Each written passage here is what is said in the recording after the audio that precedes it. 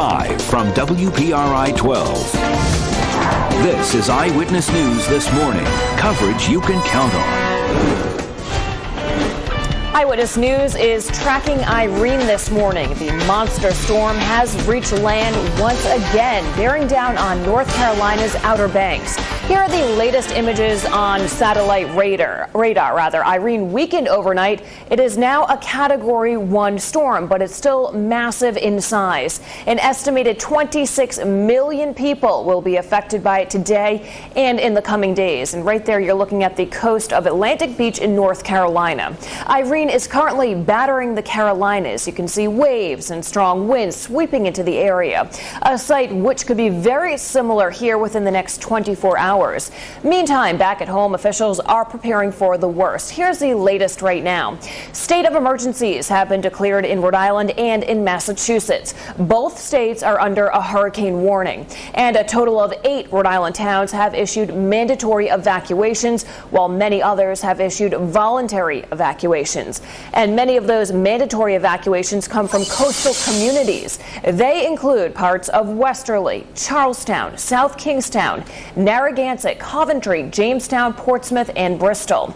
Officials are warning those who want and need to leave should do so by this afternoon. And our entire Pinpoint weather team is hard at work tracking Irene to help get you and your family storm ready. Let's get right over to meteorologist Pete Mangione right now with the latest on Irene's path. Pete? Hey, Catherine. Good morning to you and good morning, everybody. Right now, Irene is a Category 1 storm with winds of 90 miles an hour. So it has weakened slightly over the past 12 to 24 hours, but still not something to take lightly at all. Let's take you out to the most recent satellite look of Irene, and she has lost some of her structure. Really no defined eye wall here, but still a very powerful storm and a large storm. We have tropical storm force winds from end to end extending over 500 miles. That's why no matter which way she really tracks, we're going to get hit with at least some tropical storm force winds. Some of us should get hit with hurricane force winds.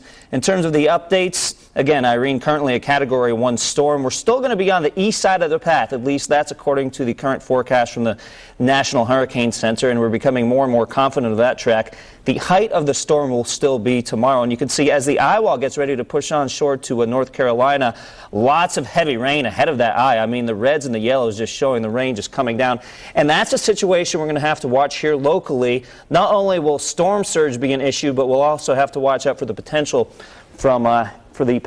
of river flooding from heavy rainfall. In terms of our warnings and watches, a tropical storm warning in effect for inland areas and a hurricane warning in effect for coastal areas, and the coast does include areas along Narragansett Bay. And when we look at potential problems from a hurricane, the number one way in which people get hurt or killed is from the storm surge, and that really is something we'll watch carefully here as Irene approaches. Right now, initial projections are to put storm surge between about 4 to 8 feet, but of course that can change depending on Irene's track. In terms of rainfall, well, here's what we're looking at. Right now, a flood watch in effect this evening all the way through tomorrow.